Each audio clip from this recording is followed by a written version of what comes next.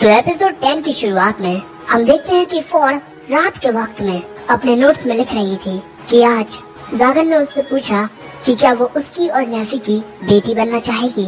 और सच कहूँ तो इस बात से मुझे काफी खुशी हुई।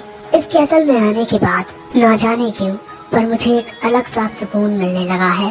नेफी का मुझे गले लगाना, जागन का मेरे सिर को सहलाना, नेफी के साथ खाना बनाना और जागन का मुझे नई नई चीजें सिखाना, मुझे ये सब बहुत सुकून देता है। और इसी वजह से मुझे लगता है कि इसी प्यार की वजह से मैं अपने बदले को भूल जाऊंगी। लेकिन मैं वो सब भूलना नहीं चाहती। मैं अपने बदले को भूलना नहीं चाहती। वो नफरत जो मेरे दिल में है मैं उसे मिटाना नहीं चाहती। और इसी वजह से मुझे माफ कर दो जागन, मैं यहाँ नहीं रुक सकती। और इसके बाद फॉर खिड़की के पास जाकर अपने पंख निकालकर इस महल से दूर जाते हुए कहती है, ये कहने के लिए शुक्रिया कि तुम हमेशा मेरा इंतजार करोगे, शुक्रिया। और इसके अगले सीन में हम देखते हैं कि फॉर एक दूसरे कैसल में आ जाती है। और दोस्तों ये कैसल होता है आर्कडीमन मार्कोसियस का। और फॉर यहाँ पर ऐसी ताकत पाने के लिए आई है जिससे वो सेक्रेड स्वॉर्ड विल्डर को हरा पाएगी। और क्योंकि वो जागन के साथ पहले भी यहाँ पर आ चुकी है, जिस वजह से उसके लिए अंदर जाना बिल्कुल भी मुश्किल नहीं होगा। अब वो इस महल का दरवाजा खोलने लगती है, लेकिन तभी उसे किसी की आवाज आती है कि वाह, ऐसी जगह पर एक आर्कडीमन का महल है और ये होता है राफेल। और जैसे ही फॉर राफेल को देखती है उसे याद आता है कि जिस सेक्रेड स्वॉर्ड विल्डर ने उसके पिता को मारा था वो राफेल था। और इसी वजह से फॉर को राफेल पर बहुत गुस्सा आ रहा था। वो अपनी पूरी ताकत के साथ राफेल पर हमला करने के लिए जाती है, लेकिन तभी राफेल भी अपनी तलवार निकाल लेता है और इस हमले से फॉर का मरना तय था। लेकिन तभी फॉर की मदद करने के लिए वहाँ पर आ जाता है जागन और उसने अपने हाथ से ही राफेल के हमले को रोक दिया था। दोस्तों जागन को इस बात का पहले से ही अंदाजा था कि फॉर भागने के बाद यहाँ पर आएगी और बारबेटोस के टेलीपोर्टेशन के जरिए जागन यहाँ तक आ गया। लेकिन फॉर यहाँ कहती है कि मैंने तुम्हें धोखा दिया है, फिर भी तुम जागन कहता है कि मैं तुम्हें समझता हूँ फॉर, इसीलिए इन छोटी छोटी बातों पर परेशान मत हो। ये बात सुनकर फॉर जागन के पास जाकर उससे माफी मांगने लगती है। दोस्तों बारबेटोस का टेलीपोर्टेशन मैजिक जागन के महल से जुड़ा हुआ है और यहाँ पर नेफी जागन और फॉर के आने का इंतजार कर रही है। अब राफेल जागन से कहता है कि एक सॉर्सरर किसी को बचा रहा है। जागन कहता है कि ये मेरी बेटी है। अब इसके बाद राफेल और जागन लड़ने के लिए तैयार हो जाते हैं। राफेल यहाँ पर अपनी सेक्रेड स्वॉर्ड की पावर को अनलीश करता है और उस ताकत से जागन का कास्टिंग सर्कल भी डैमेज हो जाता है। दोस्तों राफेल की तलवार से निकलने वाली ये आग फ्लेम्स ऑफ प्यूरिफिकेशन है और ये एक ऐसी ताकत है जिसका इस्तेमाल सिर्फ सेक्रेड स्वॉर्ड विल्डर ही कर सकते हैं। ये देख फॉर पूछती है कि जागन आखिर तुमने इसे गुस्सा क्यों दिलाया। जागन कहता है मैंने तुमसे कहा था ना कि मैं तुम्हें बदला लेना सिखाऊंगा। अपने दुश्मन की ताकत को समझकर ही तुम उस पर सही हमले कर सकते हो। और इसके बाद जागन राफेल की ओर हमला कर देता है। राफेल ये देखकर हैरान था कि उसकी सेक्रेड स्वॉर्ड से टकराने के बाद भी जागन का स्पेल टूट नहीं रहा है। दोस्तों यहाँ पर जागन कैस्टिली के साथ हुई उसकी पिछली फाइट से बहुत कुछ सीख चुका है और इसी वजह से उसने आर्कडीमन मार्कोसियस की नॉलेज का इस्तेमाल करके नए डिफेंसिव स्पेल्स बनाए हैं। ये स्पेल वातावरण से माना को लेकर खुद को मेंटेन रखता है, जिससे राफेल की प्यूरिफिकेशन फ्लेम्स का भी उस स्पेल पर कोई असर नहीं होता। जिसके बाद जागन राफेल को दूर धक्का दे देता है। वैसे जागन ने अपने इस स्पेल को नाम दिया है हेवेंस स्केल। वैसे इसके बाद राफेल फिर से अपनी फ्लेम्स का यूज करके जागन पर हमला करने के लिए जाता है, लेकिन जागन बड़े ही आराम से उसके इस हमले से बच जाता है। लेकिन तुम देख ही सकते हो कि इस हमले की ताकत बहुत ज्यादा थी, लेकिन जागन पर इसका कोई भी असर नहीं होता और जागन फिर से अपने हेवेंस स्केल से राफेल को दूर धकेल देता है। इन दोनों की लड़ाई कांटे की टक्कर जैसी थी। दोनों ही एक दूसरे को अपनी ताकत से दूर धकेल दे रहे थे। दोस्तों जागन का यह स्पेल हेवेंस स्केल पूरी तरीके से कंप्लीट नहीं हुआ है, इसीलिए वो राफेल के ज्यादा हमलों को नहीं सह सकता। लेकिन जब राफेल जागन पर हमला करने के लिए जाता है तो जागन अपने एक स्पेल से राफेल को पंच मारकर दूर फेंक देता है। और ऐसा जागन इसीलिए कर पाया क्योंकि राफेल के स्वॉर्ड की फ्लेम ऑफ प्योरिफिकेशन की ताकत खत्म हो चुकी है। इसीलिए जागन अपने दूसरी सॉर्जरी का भी इस्तेमाल कर सकता है। जागन की चतुराई देखकर फोर उससे इम्प्रेस हो जाती है। जागन को भी ये काफी अच्छा लगता है। बस मुझे और बार्बाडोस को ये सब फालतू लगता है।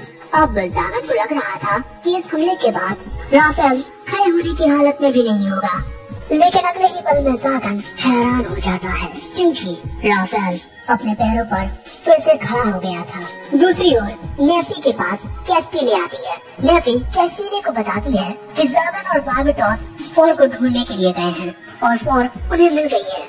लेकिन इस वक्त जागन किसी पर्सन से लड़ रहा है जिसने फोर पर हमला किया था। दोस्तों, कैस्टिले को यहाँ पर ये लग रहा था कि उसकी वजह से फोर ये महल छोड़कर भागी है और ये बात उसे काफी ज्यादा परेशान कर रही थी। उसे समझ नहीं आ रहा था कि उसे क्या करना चाहिए। क्या उसे जागन की मदद करने के लिए जाना चाहिए क्योंकि अब चर्च उसकी जान का दुश्मन बन चुका है, लेकिन क्या ऐसा करना सही होगा? इसीलिए वो नेफी से पूछती है कि क्या तुम उनकी मदद करने के लिए नहीं जाने वाली? नेफी कहती है कि लॉर्ड जागन ने मुझे यहीं पर इंतजार करने के लिए कहा है। ये बात सुन कैस्टिले कहती है कि सच में कभी कभी मुझे तुमसे बहुत जलन होती है।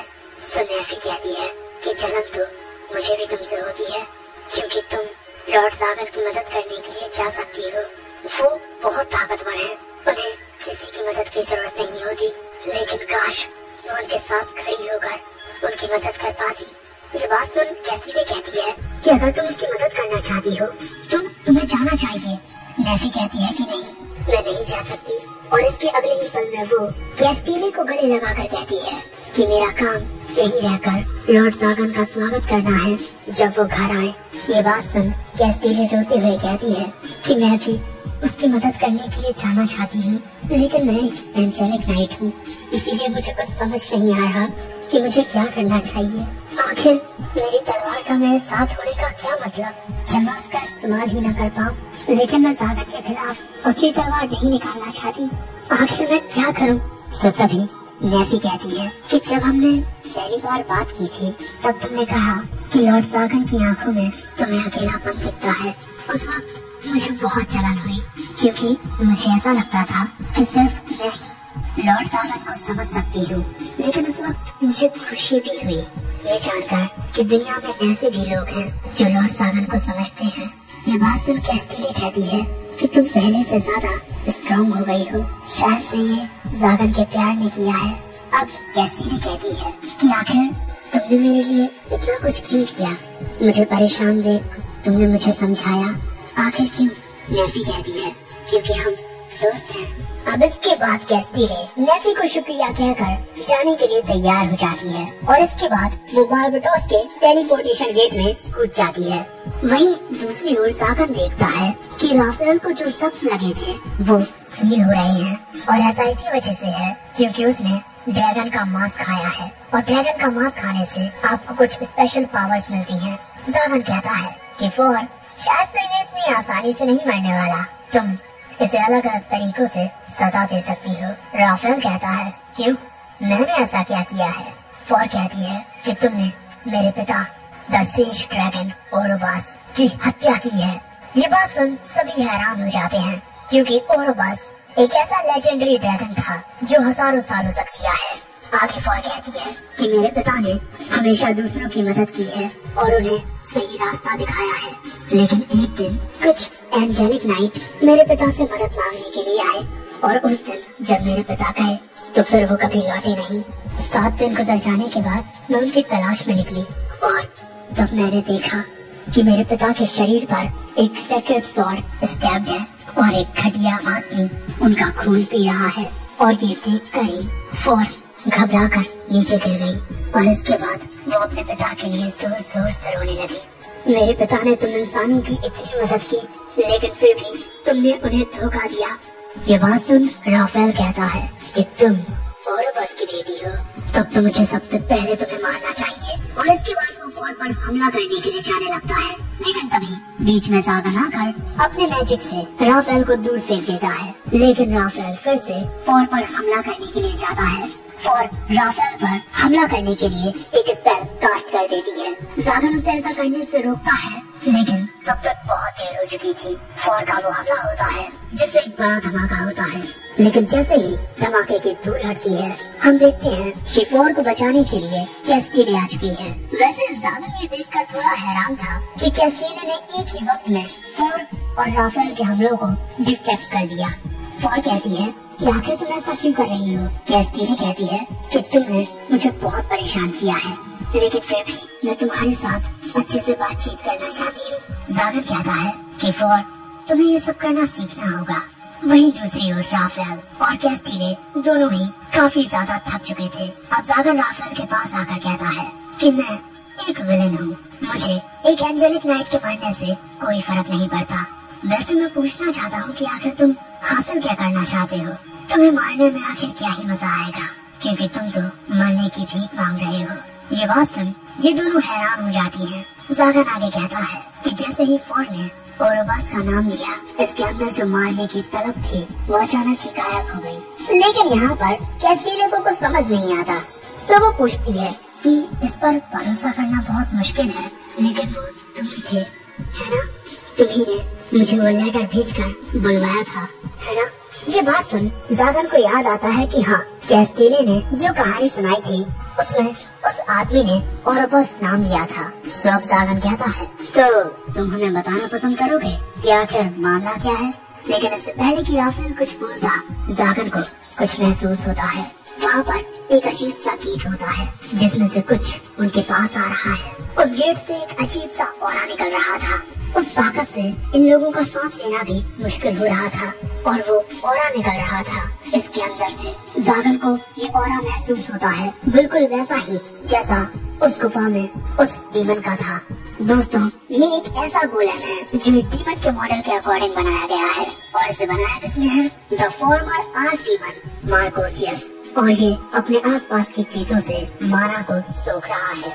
इस गोलम की सील शायद से उस वक्त टूट गई होगी जब कैस्टिले और राफेल की सेक्रेट स्वॉर्ड्स आपस में टकराई हुई। बारबडोस डरते हुए कहता है कि ये जागन अब हमें क्या करना चाहिए?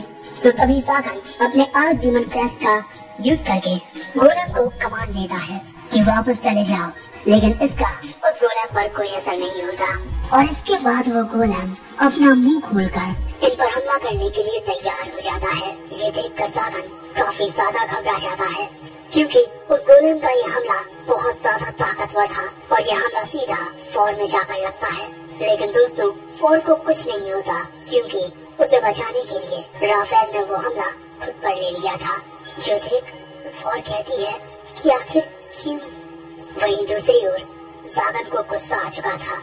जागन अपने हेवेंस स्केल से उस गोलेम पर हमला कर देता है और उस हमले से वो गोलेम वहीं गिरकर टूट जाता है। इसके बाद जागन राफेल के पास आता है। राफेल का वो जख्म उसके दिल के बहुत करीब लगा था और अब उसका बचना नामुमकिन है। जागन पूछता है कि आखिर तुमने ऐसा क्यों किया? राफेल कहता है कि मैंने सिर्फ अपना कर्तव्य निभाया है। जागन पूछता है कि देखो तुम कुछ छुपा रहे हो, बताओ आखिर बात क्या है? वैसे दोस्तों यहाँ पर राफेल को फोर के अंदर ओरोबस दिखाई दे रहा था। तो आखिर सोर्सर्स को मारने वाले राफेल ने फोर को क्यों बचाया? और क्या सच में राफेल ने ही फोर के पिता ओरोबस की हत्या की थी? आखिर ये सब क्या हो रहा है? आखिर राफेल क्या छुपा रहा है? इसका पता हमें अगले एपिसोड में चलेगा। अगला एपिसोड देखने के लिए बिल्कुल तैयार रहना। और अगर तुमने अभी तक चैनल को सब्सक्राइब नहीं किया तो हमारे